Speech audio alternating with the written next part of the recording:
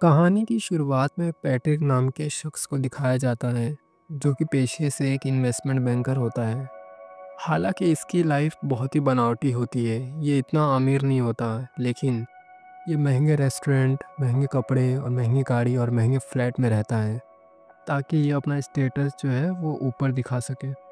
एक शाम पैट्रिक अपने साथियों के साथ में बैठा हुआ होता है।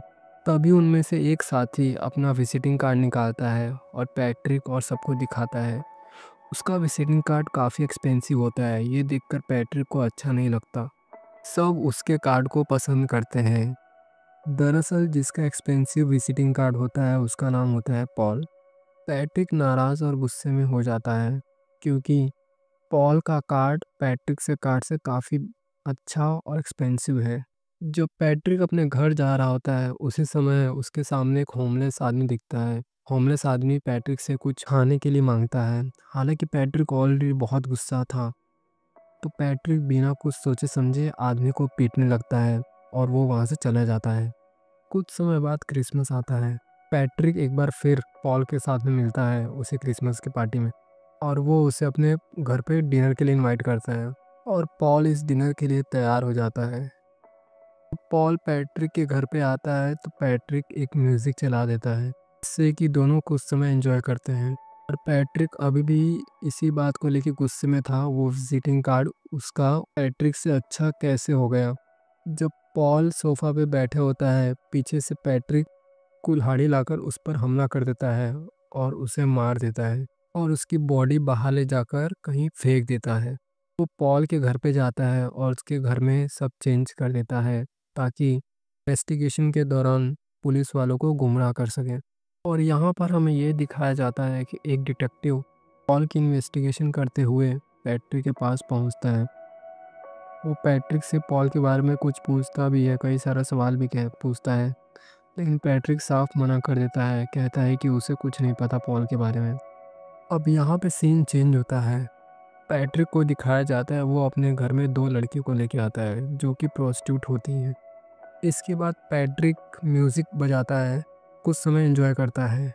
कुछ समय बाद पैट्रिक कुछ हार्मफुल इंस्ट्रूमेंट लेके आता है और उन दोनों लड़कियों को हार्ट पहुँचाता है और बहुत सारे खून भी निकलते हैं। ये देखकर वो दोनों लड़की वहाँ से निकल जाती हैं। और अगले दिन ये अपने सेक्रेटरी को इनवाइट करता है। इसकी सेक्रेटरी आती है और ये इसे भी मारना चाहता है पीछे से, लेकिन तभी किसी का कॉल आता है और ये अपनी सेक्रेटरी को वहाँ से जाने के लिए कह देता है। सेक्रेटरी वहाँ से चली जाती है। समय बीतता है और पैट्रिक अब और दो प्रोस्टिट्यूट को घर पर बुलाता है। यहाँ पर एक लड़की का उसने मर्डर कर दिया होता है, वहीं दूसरी लड़की अपनी जान बचाते हुए भाग रही होती है। तभी पैट्रिक उस दूसरी लड़की को भी चैन से उसे मार गिराता है। अब पैट्रिक एटीएम मशीन में जाता है। वहाँ से वो जैसे पैसे निकालता है, स्क्रीन पर लिखा हुआ आता है फीड मी ए स्ट्रे कैट। के सामने एक बिल्ली भी रहती है, वो उसे मारना चाहता है। तभी वहाँ पर एक गुजर रही महिला उसे देख लेती है और उसे कहती है क्यों मार रहे हो। पैट्रिक उस महिला को भी मार देता है। तभी वहाँ पर पुलिस भी आ जाती है। पैट्रिक और इनमें मुठभेड़ होती है और पैट्रिक चार पुलिस वालों को भी मार गिराता है। फिर वो अपने लॉयर को फ़ोन करता है और सारी बात बताता है और कन्फेशन कर देता है, और ये पूरी बात बता देता है लॉयर को कि इसने कितने मर्डर किए हैं।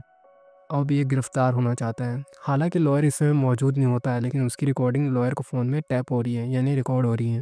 अब यहाँ पे लंच के दौरान डिटेक्टिव की मुलाकात पैट्रिक के साथ में होती है।